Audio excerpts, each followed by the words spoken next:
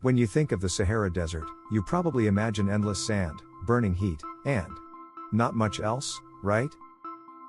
But here's the crazy part, the Sahara hasn't always looked like this. In fact, every 10,000 years or so, this massive desert flips between being bone dry and turning into a green, thriving paradise. Yep, you heard that right. The Sahara used to be full of grass, rivers, and even hippos. Stick around, because today we're diving into how and why the Sahara keeps switching between desert and savanna. So let's roll back the clock about 10,000 years. The Sahara back then? Totally different. Thanks to a small shift in Earth's orbit, monsoon rains moved further north. And boom, the desert became green. Imagine elephants, giraffes, crocodiles, even people farming and fishing right where today you'd only see sand dunes. We know this because we've found cave paintings showing hippos splashing in rivers that no longer exist. Crazy, right? But here's the twist, it doesn't last forever. As Earth's orbit shifts again, the rains pull back south. Within just a few centuries, the lakes dry up, the grass dies, and the desert takes over. It's like flipping a switch, 1 minute paradise, the next, dust and dunes as far as the eye can see. And no, we're not just guessing. Scientists have proof. Fossils of freshwater fish in the middle of the desert.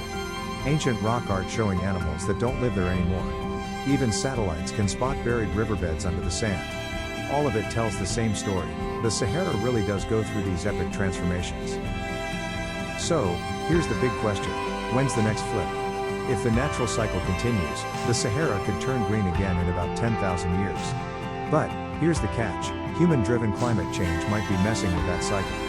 Which means the Sahara might not follow its usual rhythm. Will it bloom into a lush savanna again? Or stay locked in desert mode?